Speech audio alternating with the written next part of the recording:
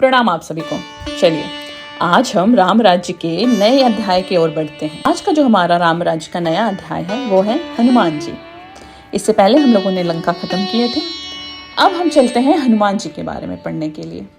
इस अध्याय में हनुमान जी के चरित्र को, व्यक्तित्व को, उनके काम को, उनके साहस को, सीता के साथ उनके मिलन को, अहंकार के युद्ध को बहुत ही अच्छी तरीके से हमारे आशुतोष राणा जी ने बुक में लिखा है। चलिए जानते हैं हनुमान जी के बारे में। हनुमान जी समर्पण की पराकाष्ठा का एक बहुत अच्छा उदाहरण है हमारे लिए।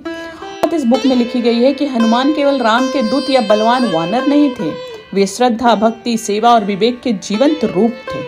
आशुतोष राणा जी इस अध्याय में हनुमान जी को एक ऐसे आदर्श भक्त के रूप में प्रस्तुत करते हैं जिसने स्वयं को राममय में कर लिया। जहां अहंकार समाप्त हो गया वहीं हनुमान जन्म लेते हैं। और इसी तरीके से उन्होंने हनुमान जी के व्यक्तित्व की व्याख्या की है कि उनका शरीर शक्तिशाली था पर मन पूर्णतः विनम्र। वह उड़ सकते थे, पर्वत उठा सकते थे, पर राम के चरणों में बंधे रहे। वे ब्रह्मचारी थे परंतु भीतर से गृहस्थ की तरह समर्पित थे राम जी पर।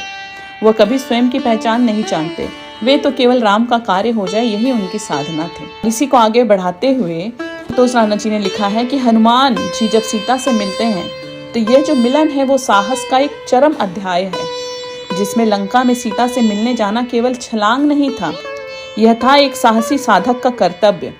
उन्होंने सीता को केवल संदेश नहीं दिया बल्कि विश्वास का संबल दिया कि राम आएंगे, न्याय आएगा और लंका डरेगी। साथ ही उन्होंने अहंकार से युद्ध भी किया। जब उन्होंने लंका जलाई तो यह केवल एक क्रिया नहीं थी बल्कि अधर्म, अहंकार और अन्याय के विरुद्ध भक्ति की लपट थी।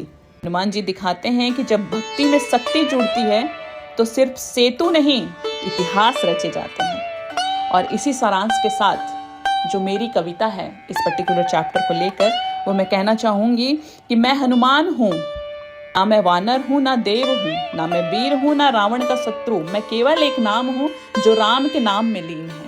मेरे उड़ने की शक्ति नहीं, मेरे समर्पण की ऊंचाई है। मैंने सांगर नहीं लांगा, मैंने विश्वास पार किया है। जब सीता माँ रोती थी मैं उनका आंसू नहीं, उनकी आशा बन गया था।